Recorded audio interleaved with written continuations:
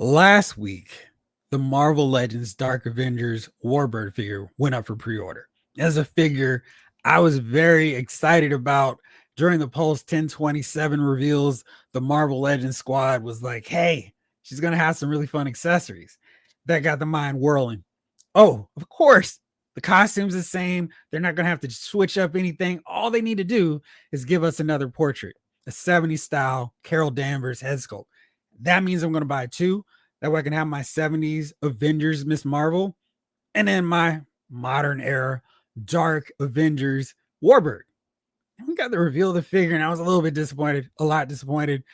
It's exact same as our Warbird Target exclusive figure we got earlier this year. Really solid, really good figure. Maybe a little bit too small, but otherwise really, really good. But the head sculpts are the exact same. And this is weird. Carol Danvers, Carla Sofin are not identical twins. That's really weird to just reuse the same head sculpt. She's not a clone. I didn't understand why they went that route.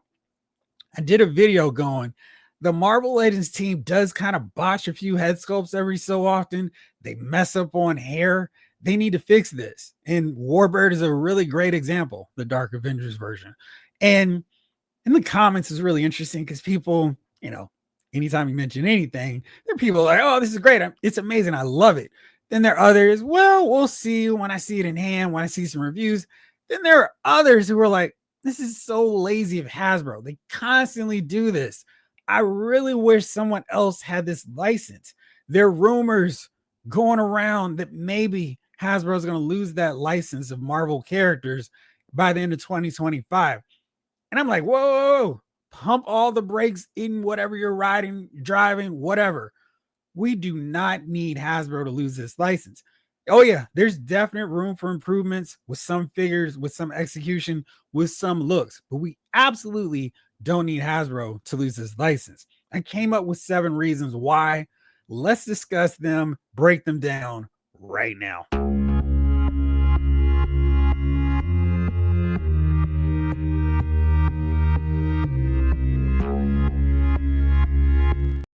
What's up, everybody? It's Jeffrey Lyles, welcoming you to another edition of Lyles Figure Files.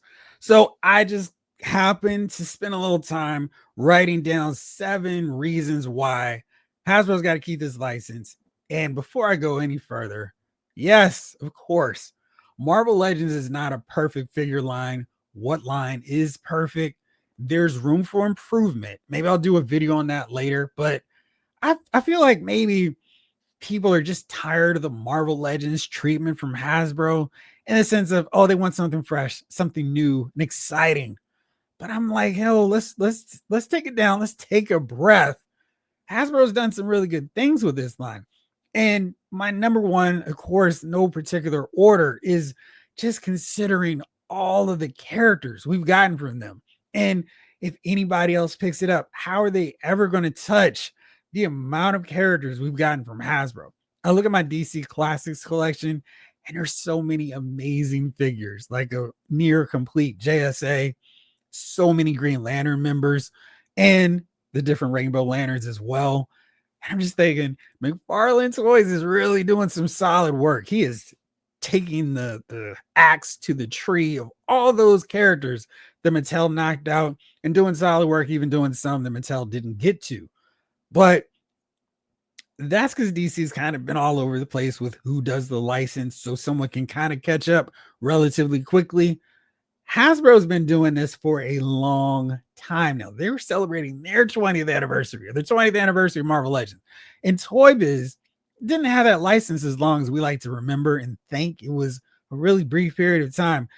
Hasbro's basically been doing this thing, and I won't consider their early era figures with orange Cheeto flavor Hercules, the ridiculous Banshee that I'm still yelling and screaming needs to get replaced. I'm talking about the return of Marvel Legends era figures where they started showing those signs of improvement, and we've gotten really amazing figures since then. And I just happened to grab 4 figures just kind of at random, like, oh, this is one, a great example of the kind of figure we're not going to see if somebody else takes the license. So in no order whatsoever, Machine Man. This guy is an Avenger. He's had his own solo title for a while. He's wobbly.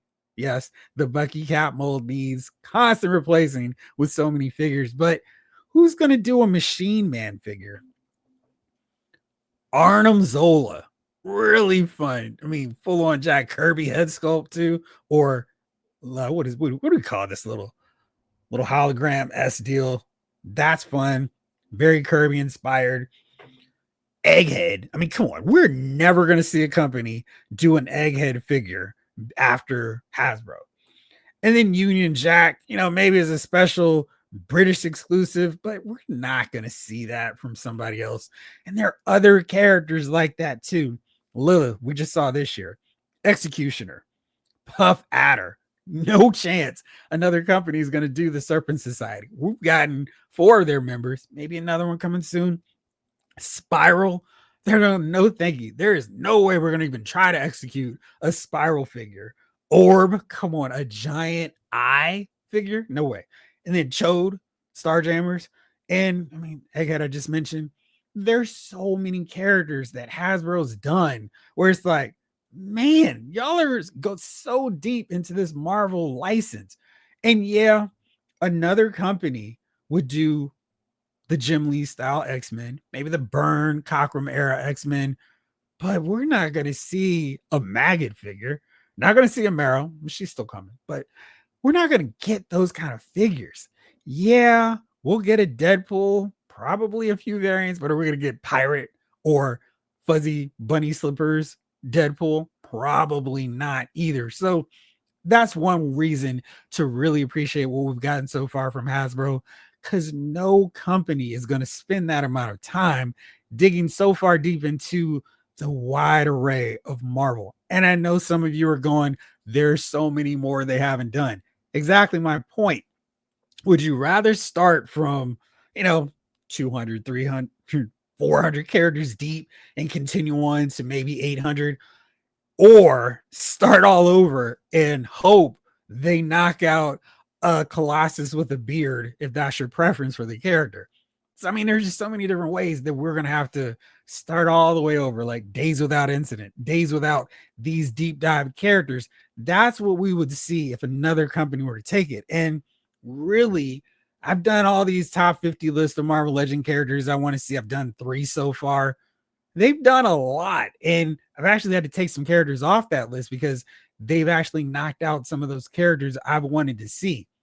If another company gets it, will I even get a Wonder Man? I mean, he's not too fringe of a character, but I wonder if he would be a priority over so many different X-Men, whatever the hot property from MCU is. Who knows? But I do know Hasbro's knocked out a bunch of them. Yeah, they've got a lot more to go, but it would take so much longer for another company to get there and even come close to that. And speaking of starting over, this is a huge, major thing that you just need to consider about if another company gets this license. And that is starting over again. Because when most of us started collecting Marvel Legends with Hasbro, let's say around 2013, 2014, 15-esque, the figures were $19 and they were $19, $19.99 for a really decent amount of time. I know we all go, the shift from 22 to 24.99 was drastic, quick and sudden, but that probably was something that was just going to happen as oil prices continue to soar. It's just, it hit so fast. It was like, whoa, we need a little bit of time to get adjusted to this $22.99 price point. Now imagine starting your Marvel Legends collection. And I'm just going to use Jada Toys, for example. I know everyone loves them. I love their figures.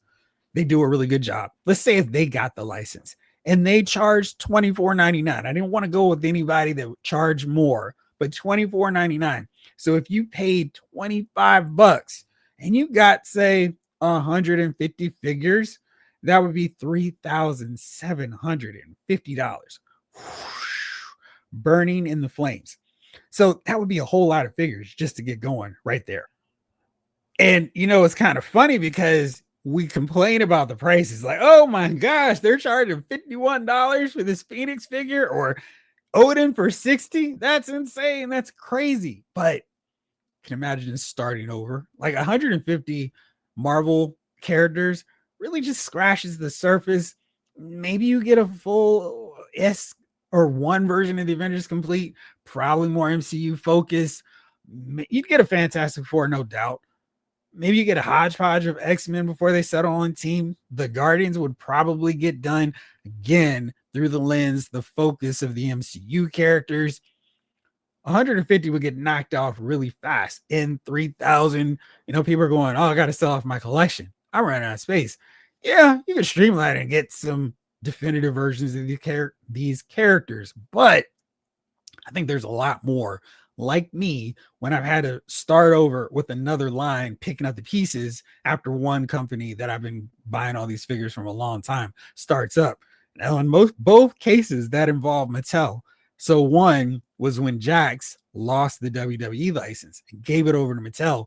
I was very reluctant to start a whole new collection all over again until I saw Mattel's product was vastly superior than what Jax was giving us. And then when McFarlane got the license, I was like, well, we'll see. I'll kind of dip my toe into it because Mattel's DC Classics line was very extensive, very expansive. And I feel like now McFarlane's starting to make some ground and catch up. But from a Marvel collection standpoint, I've got way too many shelves. I mean, there'd be several details full of my Marvel Legends collection. And I think a lot of you have been collecting Marvel figures for a long time too. But you really want to go through the whole hassle of trying to sell them all and then go, oh man, I didn't get anything for these figures back. So got to consider that as well. Number 3, again, no official order whatsoever, is the new concerns. I think we kind of have our mindset in terms of what issues we're going to face with Marvel Legends figures. Any Bucky Cap figure could have wobbly torsos and swishy knees. Figures like old Goblin Queen here, the heels are going to make them really hard to stand.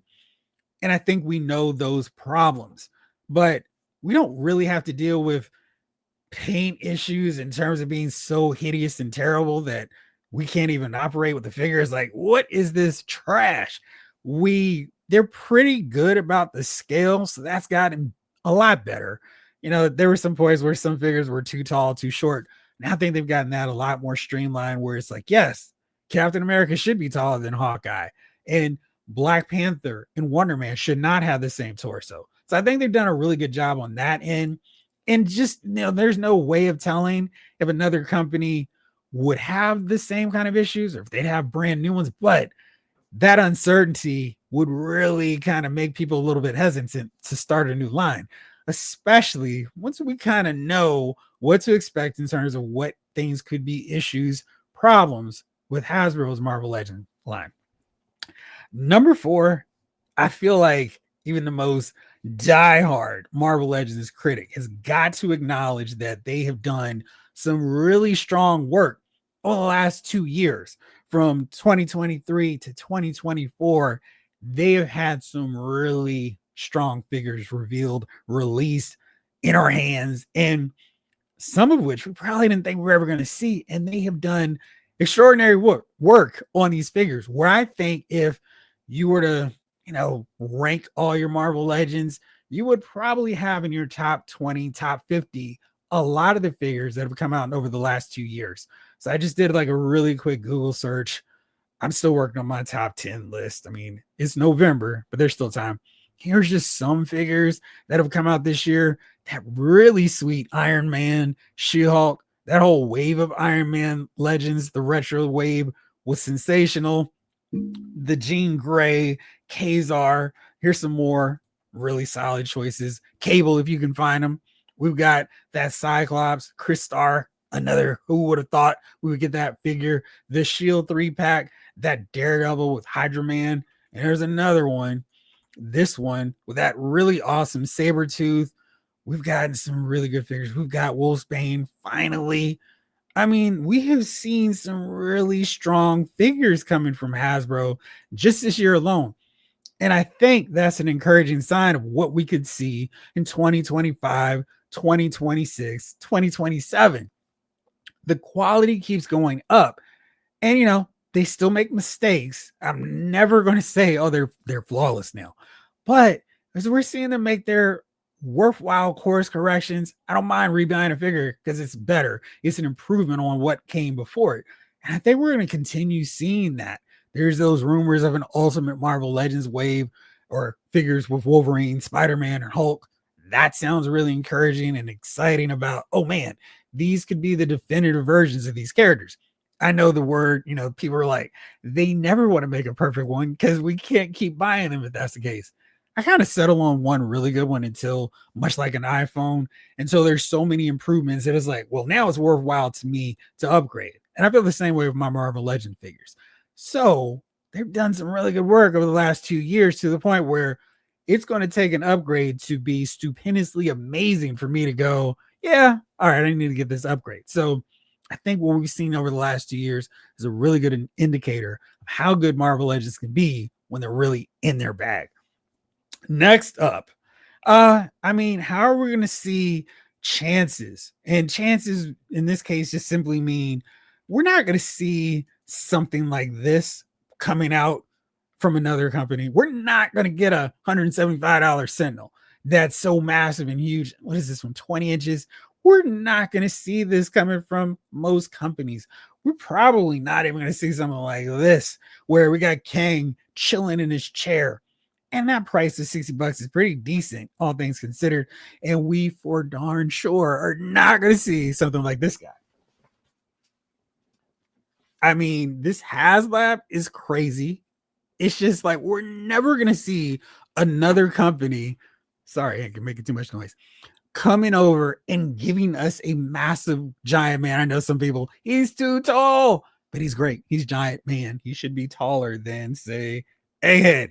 Beat it, dude. So for sure, the chances that Hasbro has taken, there's not going to be something we're going to see replicated by another company, by another group that decides we want Marvel. And, we're going to see what happens, but no chance of another company doing what we've already seen Hasbro do. Number 6, and this one you might think this is a bad thing, but I don't necessarily think so because, hey, it actually works out for us collectors, is Hasbro's a pretty big company and we're reaping the benefits of that as opposed to like a smaller company that doesn't have the same reach, depth of Hasbro, whatever word you want to throw in there. And that leads to discounts, which means we get figures like these guys showing up at Ollie's. The Super Adaptoid, which needed some work for sure. The Smart Hulk, Joe Fixit. This Spider-Man Retro Wave, that amazing Thor Destroyer set for $20. One of the best deals this year. The Ant-Man Wave with Kang, a really good MCU version of him. Crossfire, got Wasp, we got Future Ant-Man and Egghead showing up for $10. I mean, if another company gets that, they're probably not going to make so many figures that it's like, oh, let's throw them off to Ollie's. Let's throw them off to Ross. As financially conscious collectors, those opportunities go out the window. Granted, they're probably not going to put out any of those figures that we just saw in that picture. I mean, yeah, maybe Destroyer, but probably no Tarantula, no Rose for sure. Super Adaptoid, no chance. No Chasm, no Crossfire for sure. And definitely, again, no Egghead. So you won't see them at a cheaper price. I mean, some of us are patient and wait, and we're not paying $25 for every figure. So when you get something for $10, it's a huge win. Or you get a 2-pack of an amazing Build-A-Figure worthy figure like Destroyer, packed in with a really good Thor figure as well for $20. You win. We're not going to get those big wins, those discount. Yes, I got it cheap. I got it at Ross, or I got it at Ollie's where I got good stuff cheap. We're not going to see that. And that's something to really be aware of because so many of us are like, these figures are expensive. I need to get this one. And I don't want to risk paying $100 for it later. But these other ones in this wave, hopefully I can find them at Ross and Ollie's. That won't be part of our lexicon as collectors if Hasbro loses the license. And finally, my number 7 one is who in the world can match the Hasbro output of Marvel figures? I mentioned Jada Toys because they're doing really great work with their Street Fighter line, their Mega Man series. But I mean, a year can pass and we might get 5-6 figures.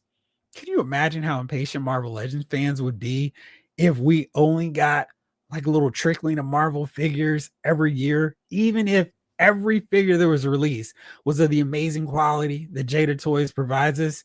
And I mean, geez, right now there's so many griping and so many complaining, so much complaining about when Mayfex, there's slow trickle of figures.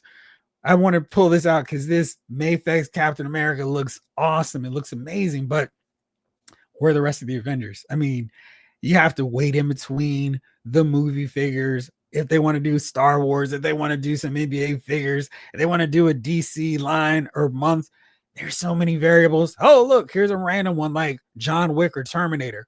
You have to wait your turn from Mayfex. So that just doesn't work out. And again, I love what we get from Mayfex. I think they do really good work.